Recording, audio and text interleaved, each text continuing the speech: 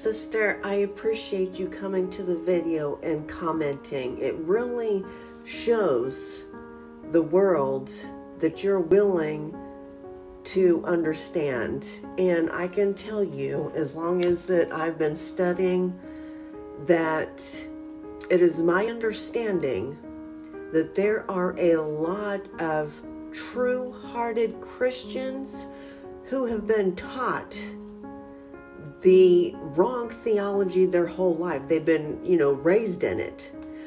That is why the purpose of the apocalyptic Elijah message is to preach and teach all nations. And that is to come out of her, the beast, my people. So let me preface it like this. The 70-week prophecy from Daniel. Is it past? Is it future? Is it now? Is it a 7-year tribulation, as most modern day Christians believe?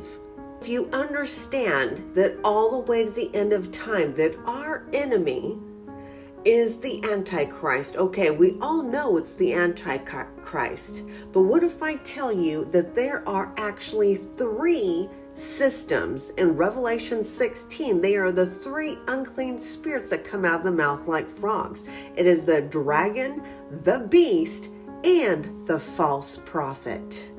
And if you stick with this video, I'm going to show you that the beast, and spoiler alert, it's the papacy. I'm going to show you how the papacy in 10 proof points from Revelation 13, proof 1, proof 2, proof 3, proof 4, proof 5. And you see, this proof 5 is dealing with prophetic time. And you must understand that it is interpreted and understood as year-day principle.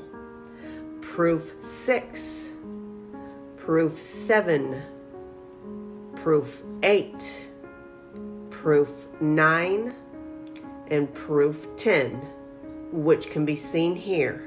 It's not just Revelation 13. You see, Daniel is the prophetic book to Revelation. So you can see that everything that I'm telling you as far as kingdoms and beasts, you can see that in Daniel 2, 7, 8.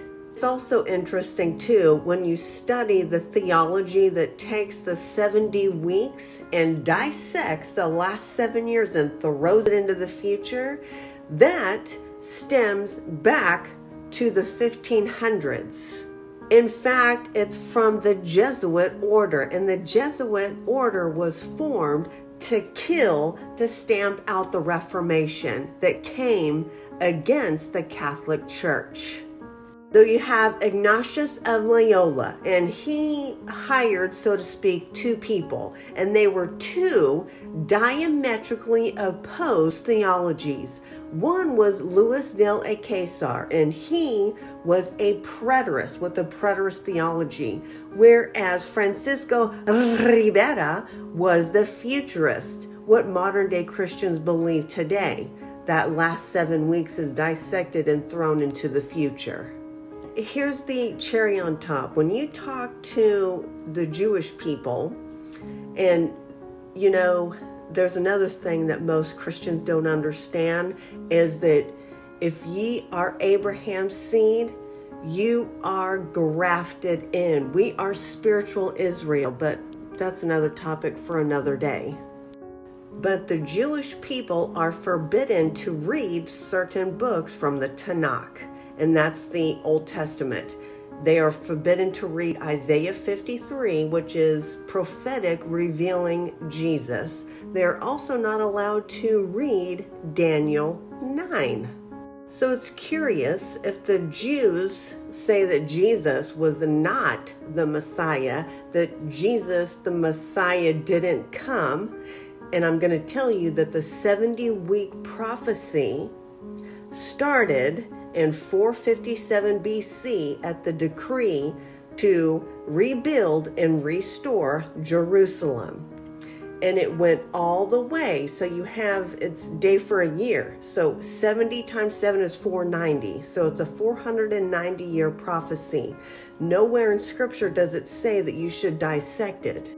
But my point with telling you that is the Jews who studied meticulously, even in Micah, Micah, the birthplace of Jesus, they were aware of it. They were studiers of the Bible, of the Word, so they know in Daniel 9:27 that 70-week prophecy was a messianic prophecy pointing to Jesus's first coming.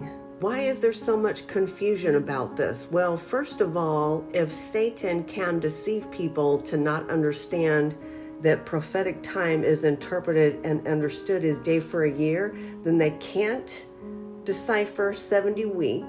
They can't decipher the 1260 years pointing to the beast, and they cannot know the 2300 year prophecy which started the judgment, the anti-typical day of atonement.